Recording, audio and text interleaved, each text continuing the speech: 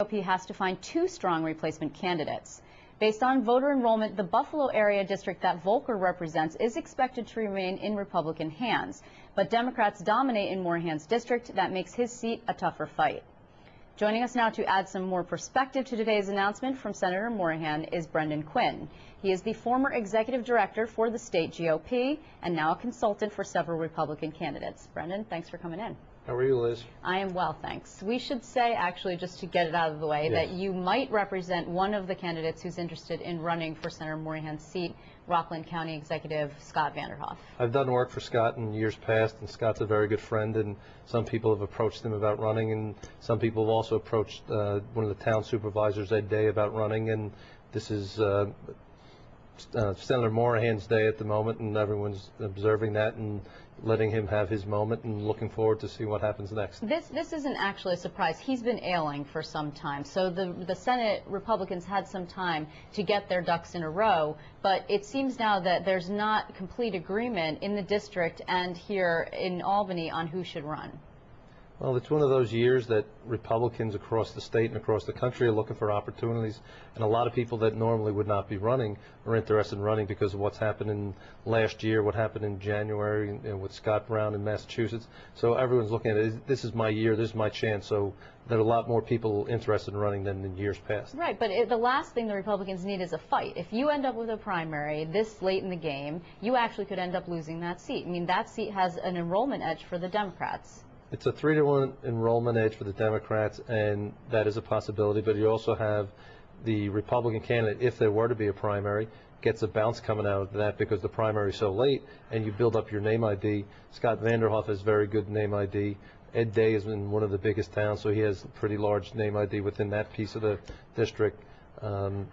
Scott's got reelected several times, and he's been there as a Republican going on, with the district that's 3-to-1 Democrats, and everyone there likes them. But that theory that you've just floated there only works if you have cash. I mean, if these people have actually not been raising money, none of these people, because no one was certain that Morahan actually was going to do what he did, even though everyone thought he might, no one wanted to step on him because he's ailing and he's a veteran, and right, nobody really wanted to do that. So no one's been raising money. If there's a dirty primary and you come out bruised as a party and there's not enough funding, the Democrats could have a path towards victory, couldn't they? That's a possibility, but I know Scott has over $100,000 in his county executive account, and he has continued to raise money in that account. Your guy, Scott. My guy. Yeah, right. Yes. Okay. Just to remind everyone. He's looked at running at other statewide offices. In 2006, he was the lieutenant governor candidate and was very well received by Republicans across the state. He has support in different parts of that district that are from Democrats, blanks, people that aren't in one party or the other, so Scott has pretty broad-based support. The Republicans, as I mentioned, now there are two empty seats that they have to defend, the Volker seat in Western New York and this seat in the Hudson Valley. That wasn't really in the cards. I mean, this was supposed to be the year that was supposed to be this great Republican year, and then, of course, there's infighting at the top of the ticket. Now you have to defend these seats, which means the expending resources where you can't take the fight to Democrats in other districts. Doesn't that hurt the party in the long run in the effort to hold on to the majority? I think in certain places that may hurt because some candidates may not be as well funded as you may want to, but in some of these districts, grassroots is going to outdo the money, and this is a year where money is not as large of a factor as it's been in the past. People are angry. They're angry at incumbents. Having a fresh face run for the legislature, whether it's Ed Day or Scott Vanderhoff or Jim Damolgowski out for the Volker seat, is going to be a plus for them as opposed to a 30-year incumbent. Yeah, but if you buy that Tea Party activists or grassroots people are driving the vote, et cetera, then you could see what had happened in the special election last year in New York 23, in which there was actually a very bitter primary between a moderate and a conservative, and that ended up to have a path to victory for the Democrat. Now we have Bill Owens holding a seat that hasn't been GOP held since Reconstruction. I mean, it's just, it seems to me that this could cut both ways. It can cut both ways, but if you look at the Volker seat, the enrollment edge there is breaking for the Republican. Jim Damolgowski is pretty well liked out there. Yeah, but he has an opponent. He has at least one or two opponents, actually. He has a couple of opponents, but I think he'll get the party support from not only from Erie County, where he was the county chairman, but from the other counties that you go out from Buffalo. And then if you look at the district down in Rockland, There are a lot of people that within the party that don't like primaries. If it's going to happen, you can't stop it.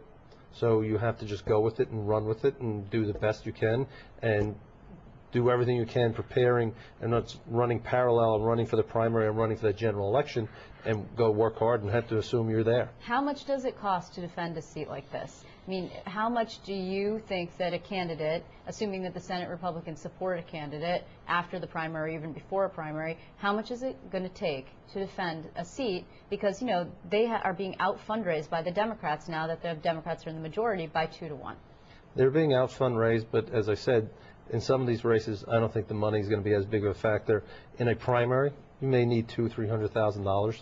But if you get that bounce, a large bounce coming out of that primary, you get a lot of earned media out of that, being the victor on that night, late September. Then you go into that, you got 6 weeks to go.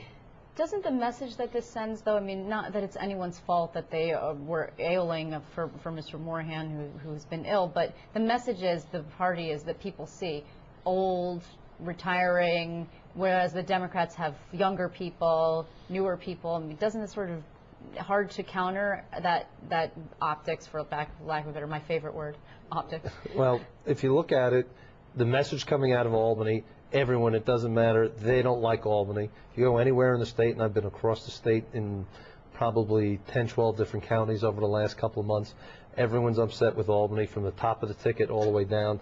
They're not happy with the governor, they're not happy with the controller, they're not happy with the attorney general.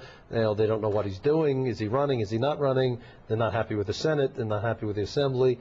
They want it changed. In years past, in the polls, it always looked at, I don't like Albany, however, I like my assemblyman or senator. It's everyone else that's bad. And right now, the attitude is throw everyone out. Well, we will be seeing you actually at the convention. I'm sure we'll be hearing